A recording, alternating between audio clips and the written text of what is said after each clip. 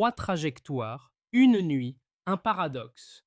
Des drones équipés de technologies avancées tombent sous des radars que l'on disait dépassés. En quelques secondes, un renversement brutal expose l'écart entre la puissance affichée des appareils et la précision fulgurante obtenue après recalibrage local.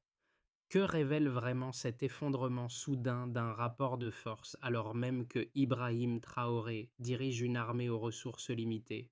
Une rupture brève mais lourde d'avenir. Ce récit s'engage à dévoiler comment une opération nocturne apparemment marginale a bousculé des logiques de puissance que l'on croyait immuables.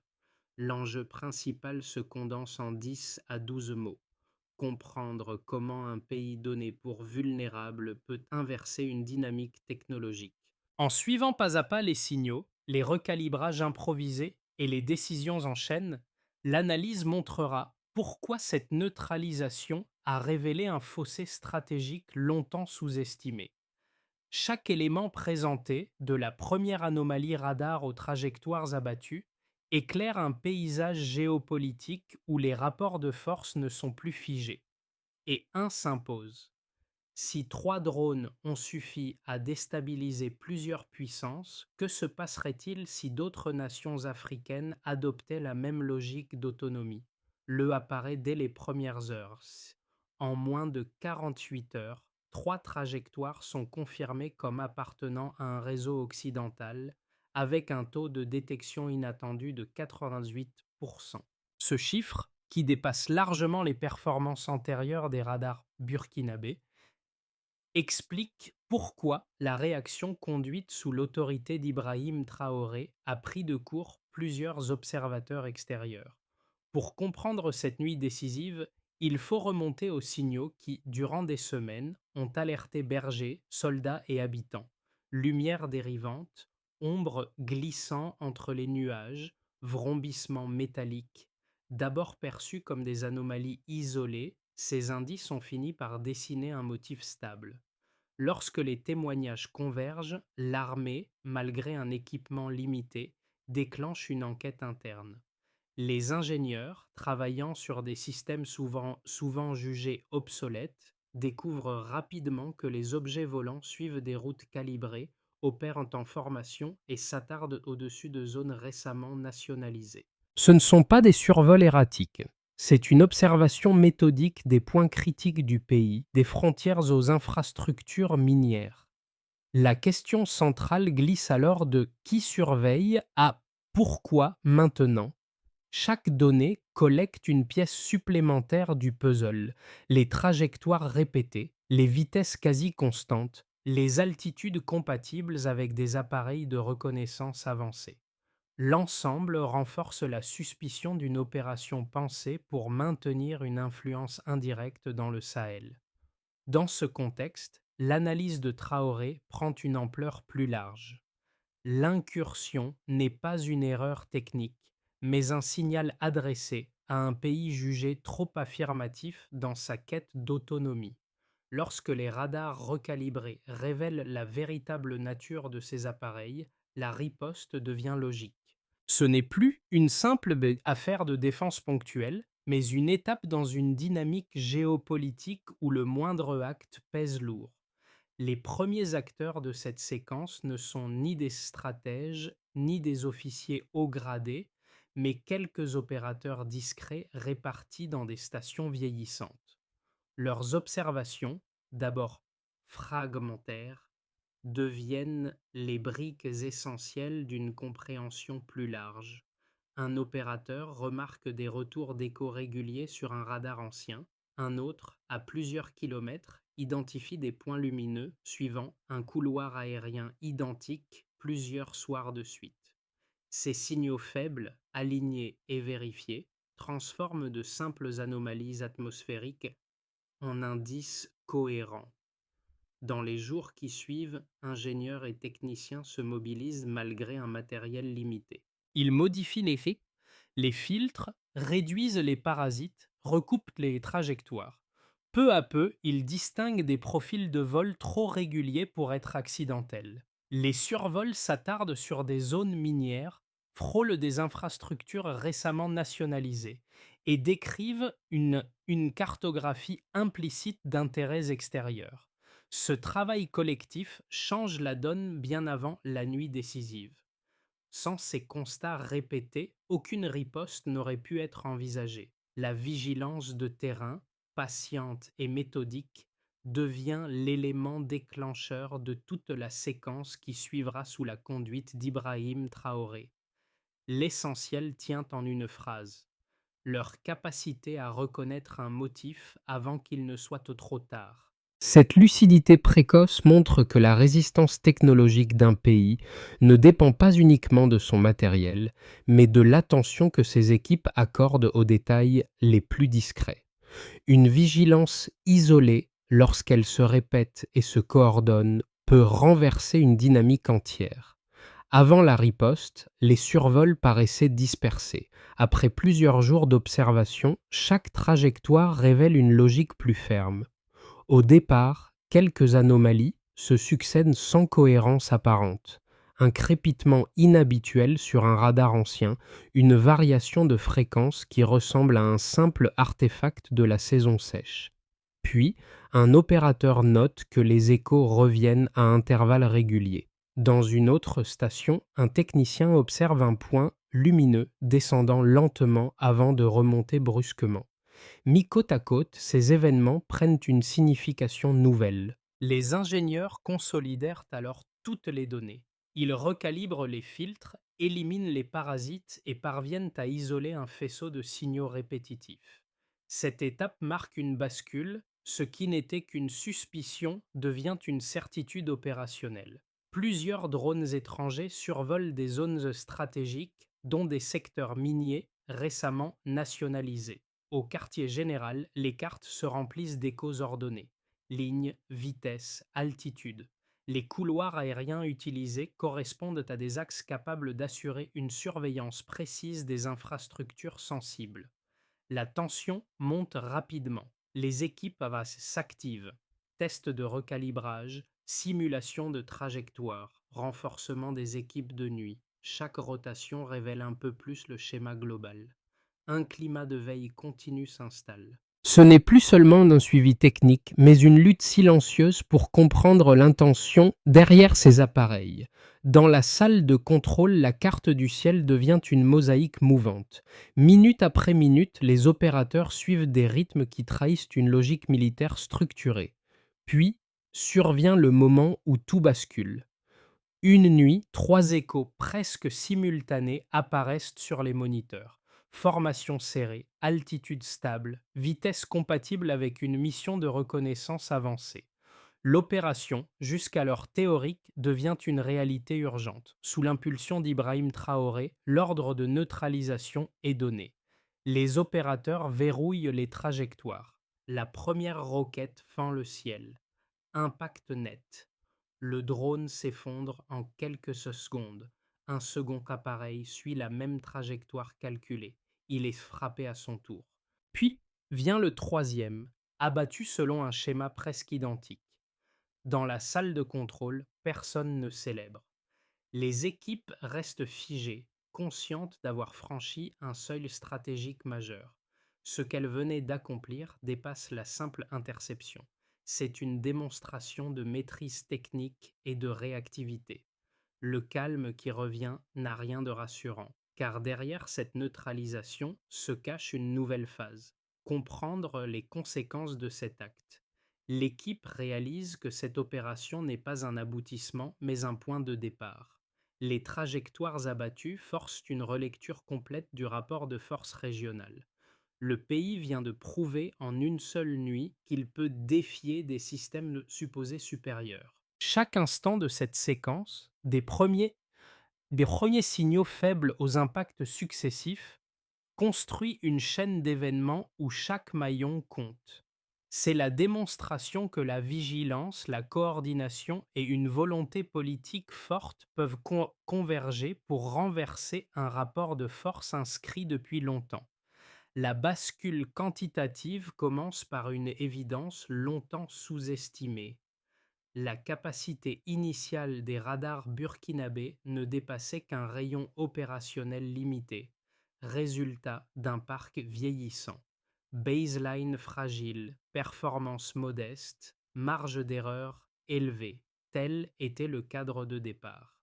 Mais après les ajustements impulsés par Ibrahim Traoré, un premier indicateur surprend les analystes étrangers. Premier chiffre, 98% de précision de détection. Cette valeur révèle un saut qualitatif improbable pour un système décrit comme obsolète. Elle montre que les filtres ajoutés ont isolé les signaux utiles avec une netteté clinique. Elle prouve que la coordination interne compense partiellement les faiblesses matérielles existantes. Elle illustre surtout une montée en efficacité que personne n'attendait de ces stations dispersées. Deuxième chiffre, 5000 mètres d'altitude pour la première interception. Cette hauteur témoigne de la capacité des projectiles à atteindre des appareils évoluant en haute atmosphère. Elle indique que les trajectoires calculées en urgence étaient suffisamment stables pour réussir. Elle confirme que les radars révisés distinguaient un drone d'un écoparasite malgré les perturbations. Elle suggère enfin que la maîtrise technique locale s'est accrue plus vite que les prévisions extérieures. Troisième chiffre, moins de 40 secondes de temps de réaction interne. Ce délai réduit marque une transformation radicale de la chaîne décisionnelle. Il montre que les opérateurs ont intégré les nouveaux schémas plus vite qu'anticipé. Il prouve que l'analyse des signaux faibles a produit une vigilance constante et active. Il révèle que la neutralisation ne relève pas d'un coup de chance, mais d'un protocole affiné. Pris ensemble, ces trois mesures se dévoilent d'un tableau beaucoup plus cohérent que ce que prétendent certaines lectures sceptiques. Là où les observateurs occidentaux évoquent une réaction fortuite, les données internes indiquent une séquence technique contrôlée. Le contraste se joue entre un narratif de hasard et une réalité de recalibrage méthodique. Les ingénieurs relatent qu'en modifiant des filtres conçus pour des usages modestes, ils ont fait émerger un ensemble d'échos jusque-là noyés dans le bruit atmosphérique. Variation de fréquence, répétition de trajectoire, anomalies, thermiques. Chacun de ces signaux isolés ne disait rien, mais ensemble, ils dessinaient une carte précise de l'intrusion. Plus important encore, toutes les trajectoires interceptées correspondent à des profils compatibles avec des missions de reconnaissance prolongée. Les altitudes, 5000 mètres, 4800 mètres, puis 4500 mètres par seconde, tracent une cohérence incompatible avec l'idée d'erreur aléatoire. Cette montée en performance n'est pas un simple appendice technique, elle change la posture stratégique du pays.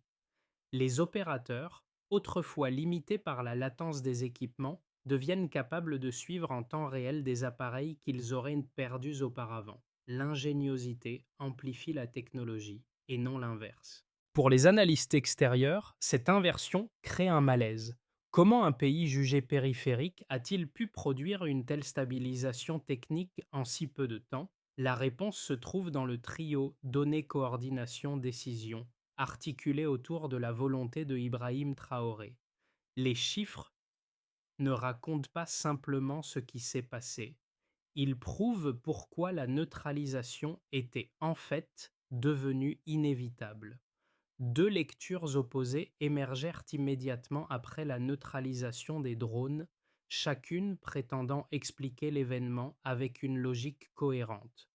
La première soutient que l'interception relève du hasard, un alignement fortuit entre trajectoires favorables, conditions atmosphériques stables et une chance opérationnelle difficilement reproductible. Selon cette vision, un pays doté de radars anciens n'aurait pas pu verrouiller trois appareils issus de programmes militaires sophistiqués sans qu'un concours de circonstances exceptionnelles ne joue en sa faveur.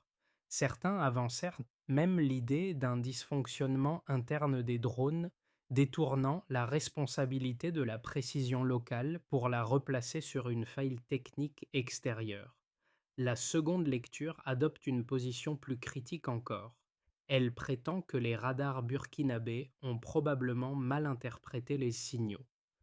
Pour ces experts, les écoparasites omniprésents dans la région sahélienne rendent impossible une identification correcte sans un soutien technologique avancé. Selon eux, si des drones ont bien été abattus, cela ne pourrait être qu'un accident provoqué par une réaction approximative plutôt qu'une décision maîtrisée. La cohérence apparente des trajectoires importait peu à leurs yeux. L'incapacité supposée d'un pays aux moyens réduits servait de point d'ancrage à leur argumentation. Face à ces deux positions, la réponse la plus solide se trouve dans les données consolidées avant et après l'opération. Les radars recalibrés ont isolé des signaux répétitifs pendant plusieurs jours, formation stable, route calibrée, survol des mêmes zones stratégiques. Les trajectoires abattues, 5000 mètres pour le premier drone, 4800 pour le second et 4500 pour le troisième, dessinent une cohérence incompatible avec une improvisation ou un accident. Quant au hasard, il s'efface devant la réduction du temps de réaction à moins de 40 secondes, délai incompatible avec une frappe fortuite.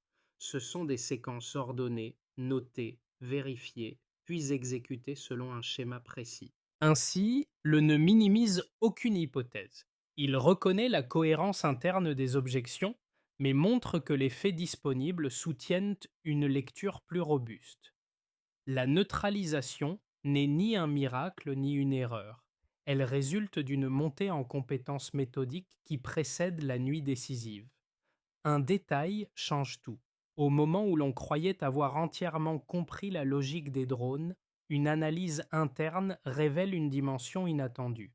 Les appareils étrangers ne se contentaient pas de surveiller. Ils cartographiaient avec précision les zones récemment nationalisées.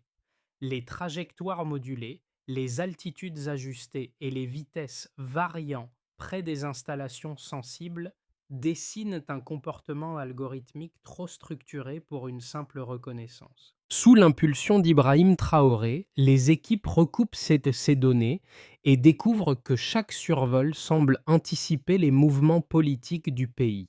Les drones réduisent leur altitude lors de passages répétés, accélèrent au-dessus de zones secondaires, ralentissent près des infrastructures critiques. Le motif général devient clair. Ce n'était pas une intrusion isolée, mais une tentative systématique de maintenir un œil invisible sur un territoire cherchant à affirmer sa souveraineté. Se révèle ainsi une bascule conceptuelle. L'opération nocturne ne prend sens qu'à travers le comportement caché des drones, qui transforme une simple neutralisation en véritable fracture géopolitique. Ce retournement donne une cohérence nouvelle aux signaux faibles des premières semaines et relie chaque pièce du puzzle à une stratégie extérieure plus ambitieuse qu'anticipée. Sous la conduite d'Ibrahim Traoré, la neutralisation des drones produit une onde de choc qui se propage simultanément dans 4 sphères distinctes, chacune révélant un pan différent du rapport de force transformé. Institution nationale. Pour l'État burkinabé, l'événement agit comme un accélérateur brutal d'autonomie stratégique. Les services de défense y voient une preuve tangible que des équipements jugés dépassés peuvent, une fois recalibrés, rivaliser avec des dispositifs extérieurs avancés. Cette réussite renforce la légitimité des programmes internes de modernisation et facilite la création d'unités mixtes associant ingénieurs et opérateurs. Les institutions comprennent qu'un précédent a été établi. Il devient possible de défendre le territoire sans dépendre entièrement d'acteurs internationaux. Entreprises et économie, dans le secteur économique, l'impact est immédiat.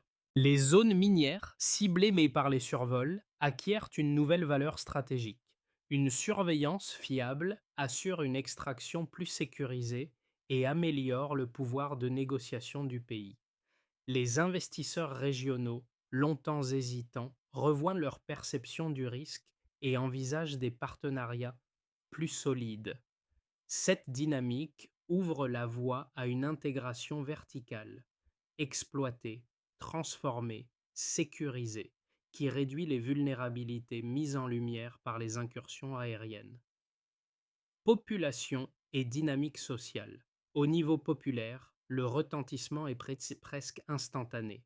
Le simple fait que des drones étrangers aient été abattus génère un sentiment rare de fierté collective, tant dans les villages isolés que dans les centres urbains. Le ciel, longtemps perçu comme un espace contrôlé par des puissances extérieures, redevient un symbole de souveraineté. Cette perception nourrit une adhésion renforcée aux politiques internes, car la population voit désormais que la résilience peut s'incarner dans des actes concrets et non dans des discours. Pays voisins et scène internationale. Pour les capitales voisines du Sahel, l'incident constitue un révélateur.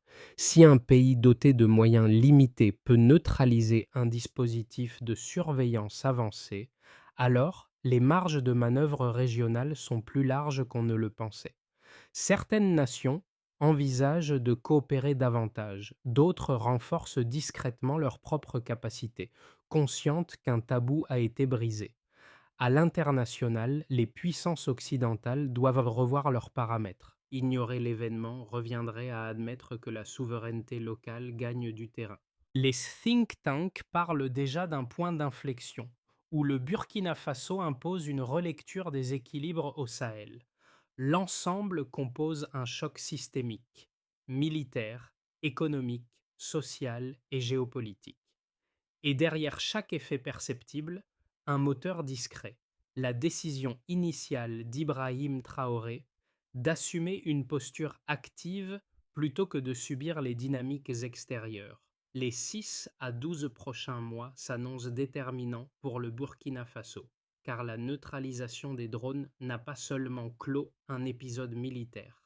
Elle a ouvert une brèche stratégique que nul acteur régional ou international ne peut ignorer. 3 trajectoires plausibles émergent, chacune structurée par les mêmes données initiales, mais orientées par des logiques différentes. Stabilisation prudente. Dans cette projection intermédiaire, les autorités poursuivent la modernisation progressive des radars et renforcent la formation des équipes locales. Les pays voisins, influencés par l'exemple burkinabé, adoptent une attitude plus autonome, tout en évitant une confrontation ouverte avec les puissances extérieures. Ces dernières, sans reconnaître explicitement leur implication, ajustent leurs méthodes de surveillance, optant pour des approches plus discrètes et diplomatiques. Résultat attendu, une souveraineté consolidée mais fragile, où chaque avancée technique doit être constamment protégée contre les pressions extérieures. Coalition régionale autonome.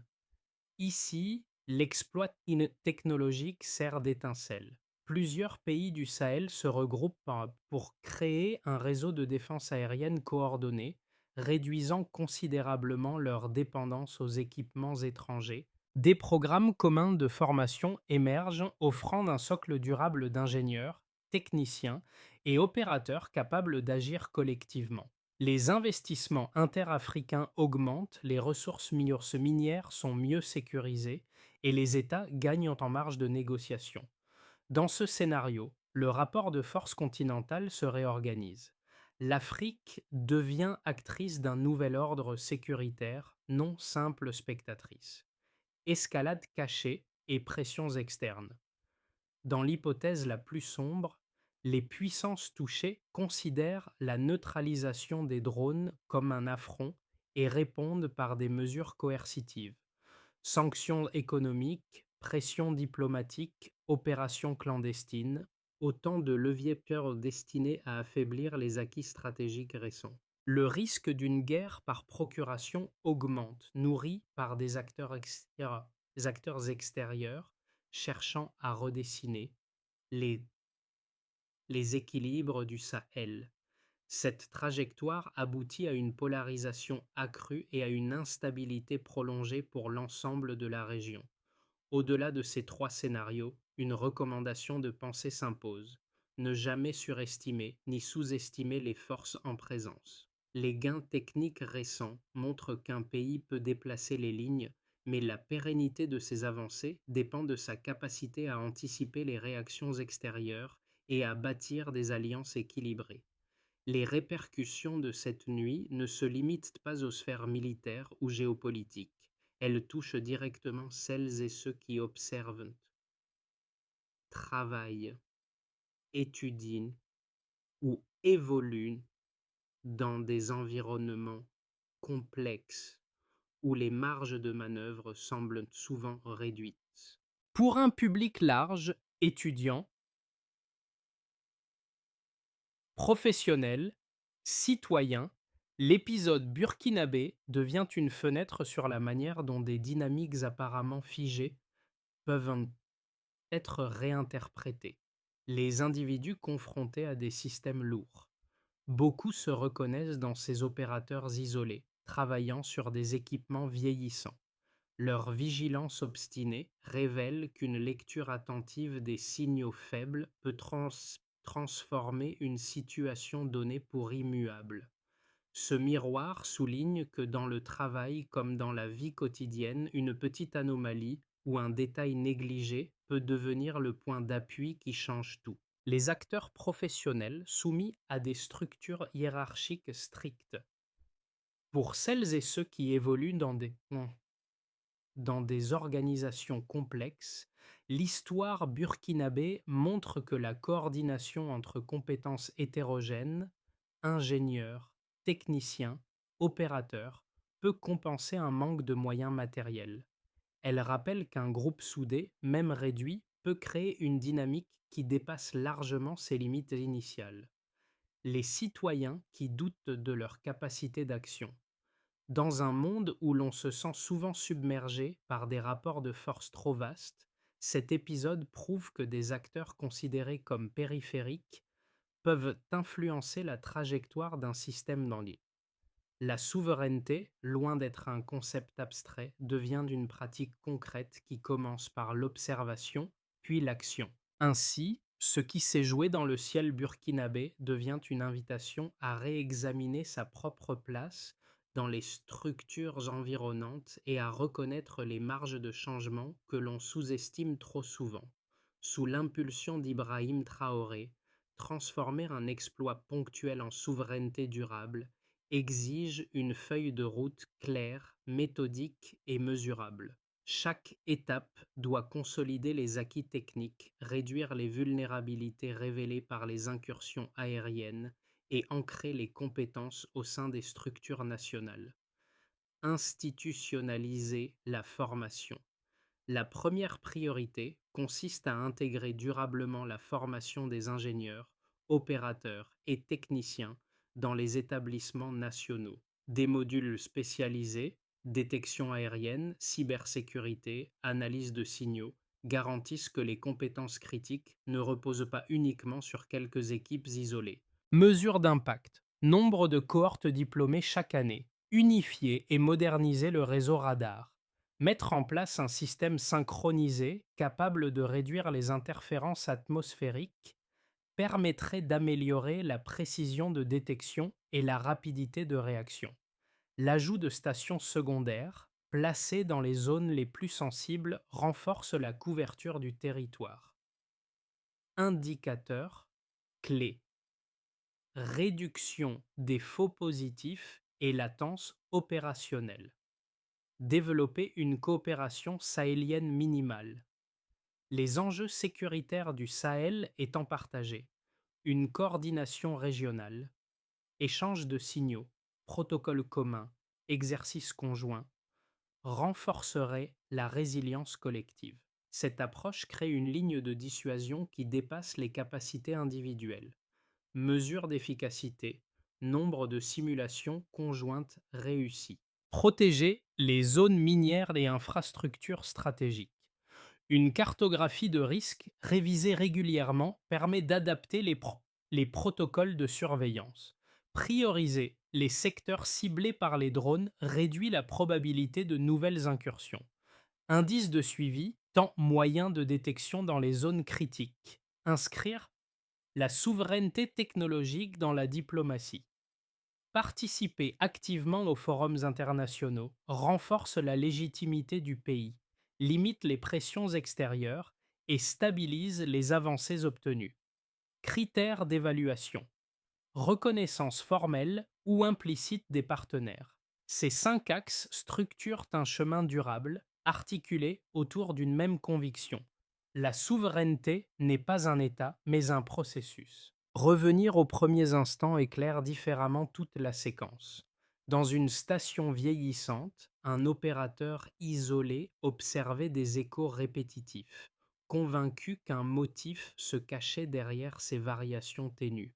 Ce geste, discret et persistant, devient le fil conducteur qui relie l'ensemble du récit. Sous l'impulsion d'Ibrahim Traoré, ce fragment d'attention, un simple regard insistant posé sur un radar ancien, s'est transformé en une décision capable de modifier l'équilibre régional. Le motif initial joue ici le rôle de rappel.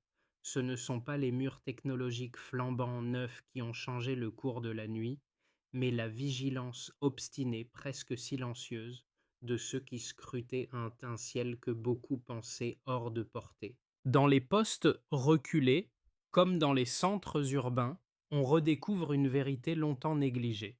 La souveraineté ne se proclame pas, elle se construit, parfois dans l'ombre, parfois dans la solitude d'un opérateur face à un écran crépitant. Une attention peut tout renverser. C'est ce principe simple, presque fragile, qui donne à cet épisode sa portée émotionnelle. La certitude que même les acteurs que l'on croyait périphériques peuvent, par un geste précis, infléchir le destin de tout un pays. Ce récit, bien qu'ancré dans une opération militaire précise, porte une résonance qui dépasse largement le ciel burkinabé. Il invite chacun à réfléchir à la manière dont les équilibres que l'on croit immuables peuvent être réinterprétés lorsque vigilance, coordination et courage se conjuguent. Les trajectoires neutralisées rappellent que les rapports de force les plus solidifiés contiennent toujours des marges d'action inattendues. Pour les lecteurs, cette histoire ouvre une brèche. Si un pays aux moyens limités peut défendre son espace et redéfinir sa position, alors d'autres domaines, professionnels, sociaux, collectifs, peuvent eux aussi être transformés par une observation attentive et une volonté partagée. Les systèmes imposants ne sont pas inaltérables. Ils peuvent être questionnés, ajustés ou remodelés. Ce moment devient ainsi une invitation douce à poursuivre le dialogue. Quels signaux faibles dans nos environnements respectifs méritent d'être observés avec plus d'attention? Et quelle dynamique pensons-nous trop rigide pour être transformée?